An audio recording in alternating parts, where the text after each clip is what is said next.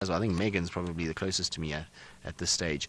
The interesting thing, in Nkuhuma Pride, every single one has got head up at the moment, so they all are awake. There's a bit of yawning from Amber Eyes, which I think means we're about to go on a bit of a march. I see Mfumo in the background is starting to yawn. His head is up, so I reckon we're going to start sort of moving shortly. The problem is that we're right up against the boundary, and so the chances of us keeping up with him. There's Tinyo's now popped up his head in the background. You see one of the lionesses moving. Here we go. So I think we've arrived just at the right time to see our lionesses start going on the prowl.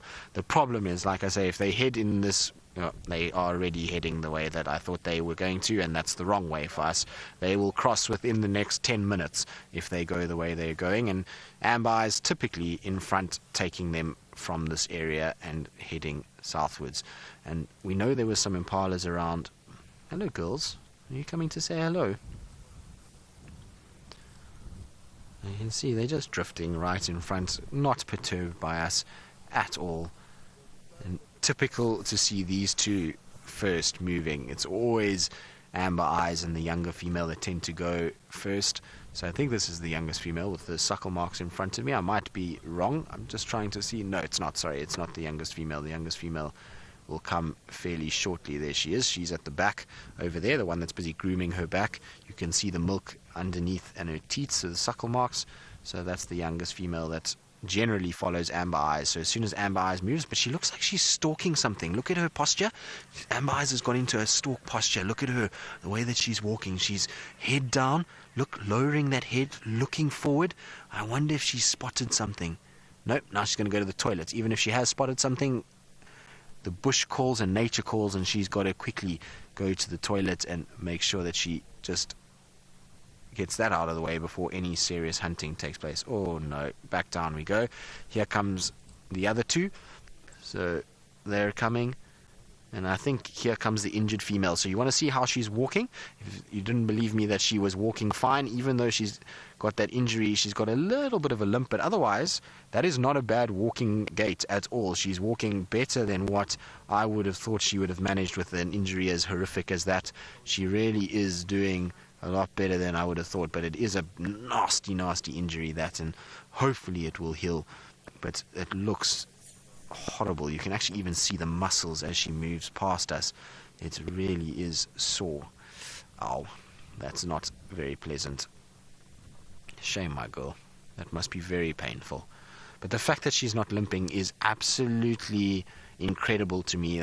Imagine how strong and how resilient they are to be able to walk with a wound like that and not even have any stiffness. Remember, she's been lying down all day, and yet no stiffness in that walk at all.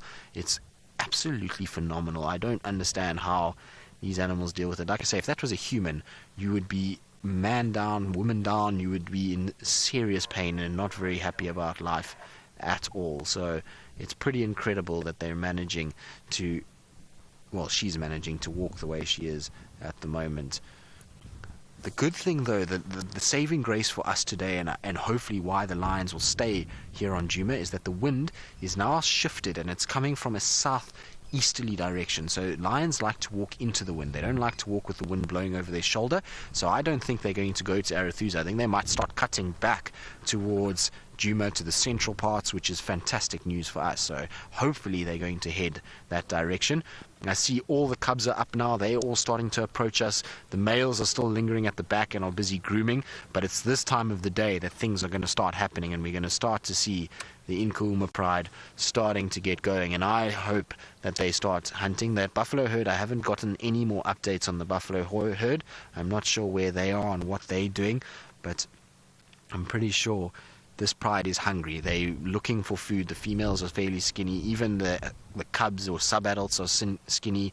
They had a meal last night. It must have been a very small meal, and the boys must have stolen most of what was going on.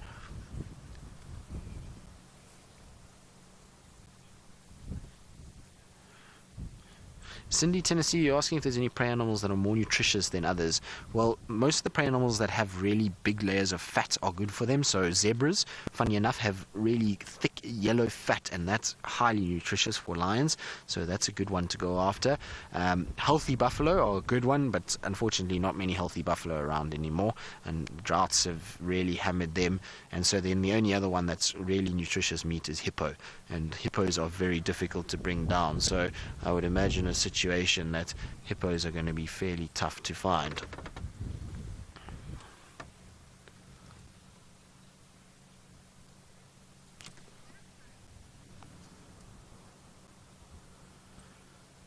Toby, you're asking if one of the lionesses has been mating. You thought you saw bite marks on the back of her neck. Well, Toby, I also noticed the same thing with Amber Eyes. Does look like she has a few bite marks on the back of the neck, so I think maybe she has, and maybe that's why we've got two of the Birminghams with us at the moment. These boys are obviously picking up that there's some sort of estrus cycle somewhere here, and that's why they're coming into this area.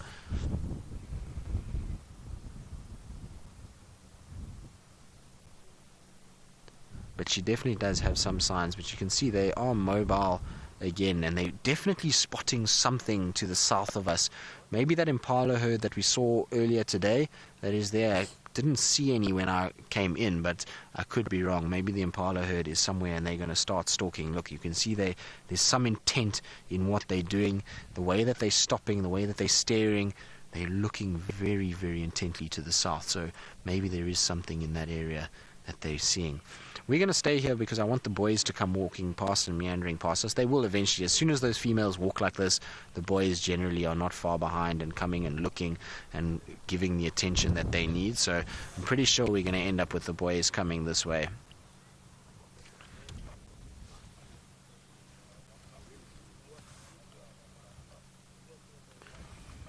Ermi from Germany, you're asking if I'm able to identify the floppy-eared cub.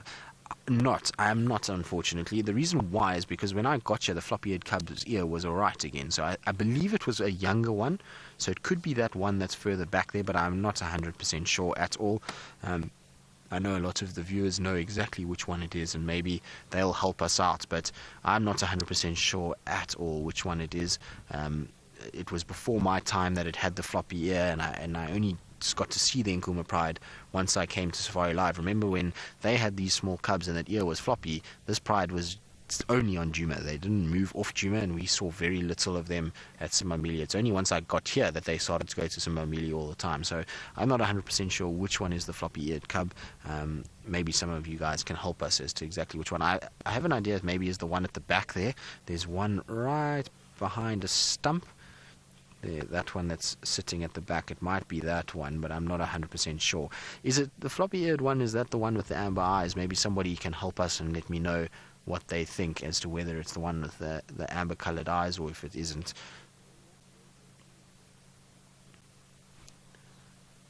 But the lionesses are stretched in a long, long line now. They're all looking around. I think we're going to see the boys coming shortly. I don't think the boys are going to let the females get out of sight.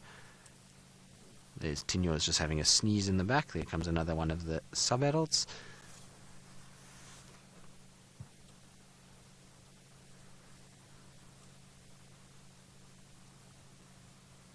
Pretty amazing to be in such close proximity to them and just watching them filing past.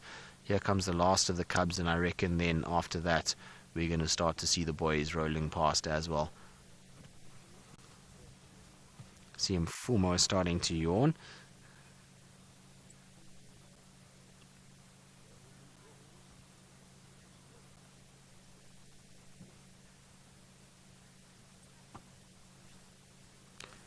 Mega Man, you're asking when were lions habituated to humans, as in when did they not attack humans, and what tactics were used to get them that way?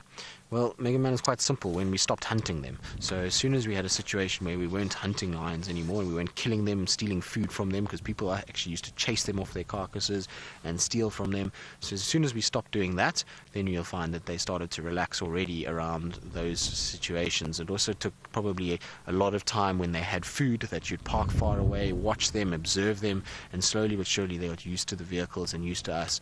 Remember that lions inherently don't just attack people. They don't come running at people people and killing them, even back in the day, it was only because people hunted them and people hurt them that they were aggressive. Otherwise, they would have been absolutely fine, and it would have been a situation that we wouldn't have had to worry about them. But they learned behavior that they had to defend themselves and protect themselves, and once they've eaten somebody, the meat, then obviously they can taste that, and they know that we are then a soft target. We're slow, we're not very fast, we're soft, we don't have sharp teeth, we don't have sharp claws, we don't have horns, and so we're an easy target for lions, and that's why they would have come after us and would have ended up chasing people and eating them. But they inherently are scared of people, and most of the time they'll move away from you. And so over time now, in these reserve areas, because we haven't hunted them, because we haven't gone after them, they've now become very relaxed around the vehicles, and they've learned as cubs to see vehicles, and that's it. Now we're going to follow this Nkuhuma pride. They are heading south quite quickly now, and the boys, I'm surprised, haven't gotten up to move yet. They're still busy with their grooming, and it is windy and cold, and it's the perfect conditions for hunting. But I believe the Mara is also dark and stormy, and I'm sure the lions are going to have a field day that side.